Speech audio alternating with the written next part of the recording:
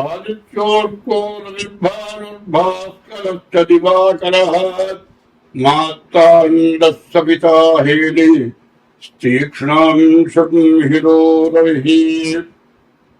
2026 సంవత్సరం జూన్ నెల 2వ తారీఖు రోజున గురువు మిథునం నుండి కర్కాటకాన్ని మారుతాడు. గురువు అనగా సకల విద్యలకి కారకుడు గురువు. గురువు ఎప్పుడు కూడా ఎవరిని దండించే స్వభావం కాదు. అనవసరంగా ఎవరిని బాధ పెట్టడం, ఎవరిని ఇబ్బంది పెట్టడం అటువంటి పనులు గురువు చేయడు. గురువు ఎప్పుడు కూడా ఎంత మూర్ఖుడైనా కూడా వాడు బాగా చదువుకొని తనంతటిగా వాడు కావాలని కోరుకుంటాడు. కానీ వాడేం పాడైపోవాలని, వాడేదో పనికి రాకుండా చేయాలని అటువంటి దృష్టి గురువుది కాదు. ఆ స్వభావమే కాదు. కొంతమందికి కొన్ని స్వభావాలు ఉంటాయి. కొంతమంది తన దగ్గర పనిచేస్తూ ఉండి ఎవరి దగ్గర అయితే పనిచేస్తున్నారో వాళ్ళు పాడైపోయి తను బాగుపడాలనుకుంటారు. ఇట్లా దురాగతమైన స్వభావాలే దాదాపుగా ఎక్కువగా ఉంటాయి. మంచి స్వభావాలు ఉండేవాళ్ళు ఎవరంటే బుధుడు, గురువు, చంద్రుడు. ఈ 3 గ్రహాలు కూడా చాలా మంచి గ్రహాలు, చాలా మేలు చేసే గ్రహాలు. ఇప్పుడు మిథునం నుంచి కర్కాటకానికి గురువు మారాడు. కర్కాటకానికి గురువు ఉచ్చలో ఉన్నాడు. గురువు ఉచ్చలో ఉంటే ప్రతి గ్రహానికి కూడా లెక్క ఏంటంటే ద్వాదశాష్టమ జన్మస్థం శని అంగారకో గురు కుర్వంతి ప్రాణ సందేహం స్థాన చలనం ధనక్షయమని.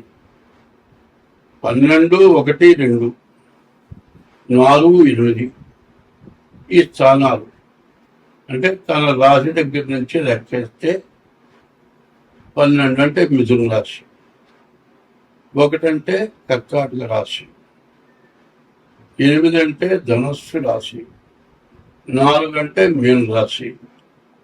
ఈ రాశుల్లో గురువు ఉంటే చాలా ఇబ్బంది పెడతాడు. అంటే గురువుని కాదు చెప్పింది. శని, కుజుడు, గురువు ఈ 3 గ్రహాలు కూడా ఆ రాశుల్లో ఉంటే శని ఉన్న రాశి దగ్గర నుంచి మరి 12వ రాశి, 1వ రాశి, 2వ రాశి, 4వ రాశి, 8వ రాశి ఈ రాశుల్లో కుజుడు కానీ, గురువు కానీ, శని కానీ ఉంటే చాలా నష్టపెడతాడు, చాలా బాధ పెడతాడు అంటారు. అయితే ఈ గురువు అంత మరీ ఘోరమైనటువంటి బాధలు పెట్టాడు. కానీ అటువంటి బాధలు వస్తాయి కొంతమందికి. ఎందుకు వస్తాయంటే ఎవరు చేసిన పాపం వాడు అనుభవించక తప్పదు. ఇప్పుడు ఎవరికైనా ద్రోహం చేయొచ్చు, కానీ గురువుకు ద్రోహం చేయకూడదు. గురుద్రోహాన్ని మించింది కొట్టలేదు. తల్లికి కానీ గురువుకి కానీ ద్రోహం చేస్తే వాళ్ళెవరు కూడా మంచి వ్యక్తి అని అంటానికి ఎక్కడ ఏ రకంగా కూడా అవకాశం లేదు. అటువంటి తల్లికో గురువుకో ద్రోహం చేస్తే మాత్రం తప్పనిసరిగా గురువు కర్కాటక రాశిలో ఉచ్చలో ఉన్నా కూడా అనుభవించాల్సిందే. కానీ దాదాపు అంత దురాగతమైన వాళ్ళు చాలా తక్కువ. దీన్ని బట్టి గుర్తుపెట్టుకోవాలి అందరూ కూడా.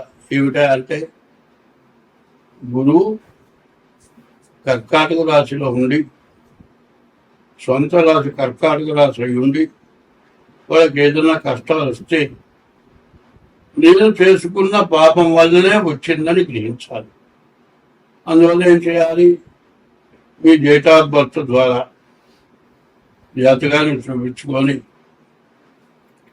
మరి మీ జాతకంలో ఉన్న దోషాలు ఏంటో తెలుసుకొని దాన్ని తగిన శాంతి చేసుకొని కొంతైనా బాధ తగ్గించుకోక తప్పదు. ఎందుకంటే చేసిన పాపం కొంతైనా అనుభవించాల్సిందే. అట్లా అనుభవించకపోతే అవి గ్రహాలు కాదు, మనం మనుషులు కాదు. గ్రహము, ఆ గ్రహాన్ని మనం పూజిస్తే అనుగ్రహము మన ఎందు అనుగ్రహం కలిగి ఉంటాయి ఆ గ్రహాలు. అదే కనుక మనం ఎటువంటి దోషం ఉన్నా కూడా ఏం చేయకుండా ఉంటే ఆగ్రహం, గ్రహానికి 3 రకాలు ఉన్నాయి. గ్రహం, ఆగ్రహం, అనుగ్రహం. అవి ఆగ్రహిస్తే మనం ఎందుకో తట్టుకోలేము. ఇవన్నీ కూడా 8 గ్రహాలు కూడా అష్టదిక్కులు చెప్పాలంటే 8 దిక్కుల్లో ఉన్నాయి. మధ్యలో సూర్యుడు ఉన్నాడు, నవగ్రహ మండపంలో కనబడుతుంది. ఈ దోషాలు ఇట్లా ఇబ్బంది పెడతాయనేది తెలుసుకోవాల్సిన అవసరం ఉంది. అంటే ఈ జూన్ నెల 2వ తారీఖు వచ్చినటువంటి గురువు సంవత్సరం పాటు ఉంటాడు. వచ్చే సంవత్సరం 2027వ సంవత్సరం జూన్ నెల వరకు కూడా 1 సంవత్సరం పాటు ఒక రాశిలో గురువు ఉంటాడు. ఈ సంవత్సరం కూడా మరి సుఖపడాల్సిన టైమో కష్టపడాల్సిన టైమో మీరు ఆలోచించుకోవాలి. మరి అష్టమం 8 ఉండగా ప్రాణకంట కూడా అంటారు. అయితే ప్రాణం మాత్రం తీయడు.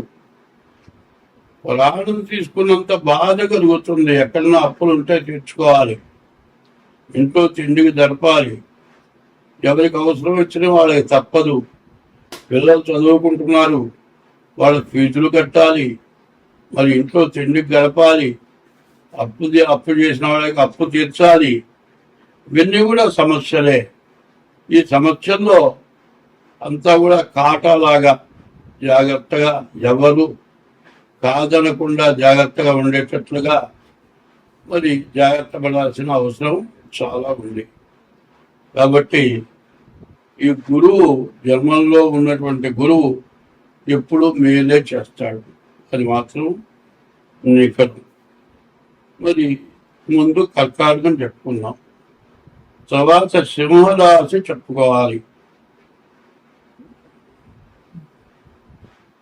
ఈ సింహరాశి పరిస్థితి చెప్పాలంటే చాలా కష్టదాయకంగా ఉంది. సింహరాశికి 12వ అష్టమంలో, సింహరాశికి అష్టమంలో శని ఉన్నాడు.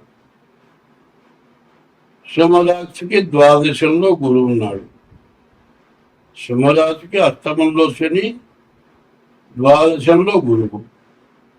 ఇది చాలా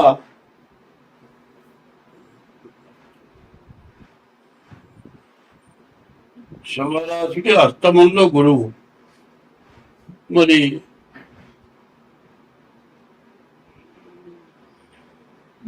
12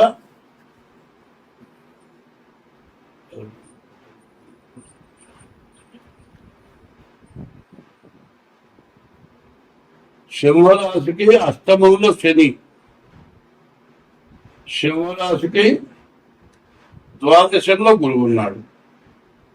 ఈ ద్వాదశాంచే వ్యయోరిప్ప, ద్వాదశంలో ఉన్న గురువు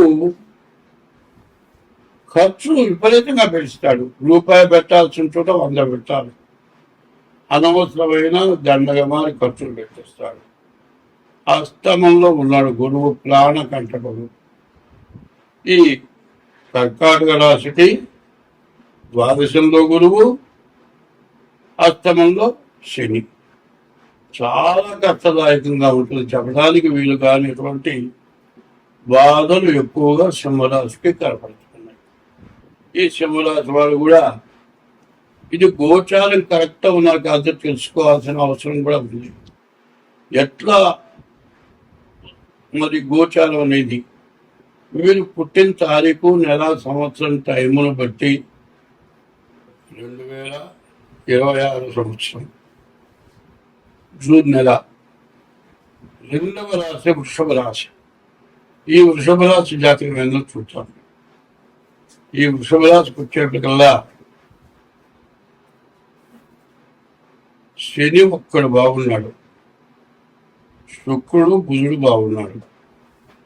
శని, శుక్రుడు, బుధుడు ఈ 3 గ్రహాలే బాగున్నాయి. మిగతా రాహువు, కుజుడు, రవి, గురువు, కేతు. రాహువు, కుజుడు, రవి, గురువు, కేతు 5 గ్రహాలు బాగానే. 8 గ్రహాలు చెప్పాలంటే శని, బుధుడు, శుక్రుడు బాగున్నాడు. కాబట్టి ఈ రాశి వాళ్ళకు కూడా చాలా కష్టమైన టైం. అయితే దీంట్లో ముఖ్యంగా చెప్పాలంటే శని ఏకాదశిలో ఉన్నాడు. ఏకాదశంలో ఉన్నటువంటి శని ఆల్రౌండర్, మీకు కావాల్సిన పనులన్నీ ఇస్తాడు. కానీ నీ పనులన్నీ బాగా జరగాలి అంటే మాత్రం తప్పనిసరిగా నీ డేట్ ఆఫ్ బర్త్ ద్వారా జాతకం చూపించుకోండి. ఈ రాశి వాళ్ళకి యాక్సిడెంట్ అవడానికి ఖచ్చితంగా అవకాశం కనబడుతుంది.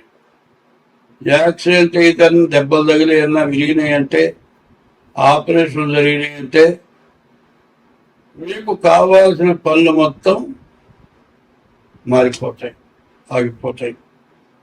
కాబట్టి ఈ రాశి వారికి వివాహం కావటానికి, చదువు బాగుంది, విదేశీ యానానికి బాగుంది, విదేశాల్లో చదువుకుంటానికి బాగుంది, ఇన్ని బాగుండి రాహువు, కుజుడు, రవి, గురువు, కేతువు ఈ 5 గ్రహాలు బాగుండకపోవటాన అన్నింటిలో ఈ శని చాలా బలమైన వాడు. 11 ఉన్నాడు.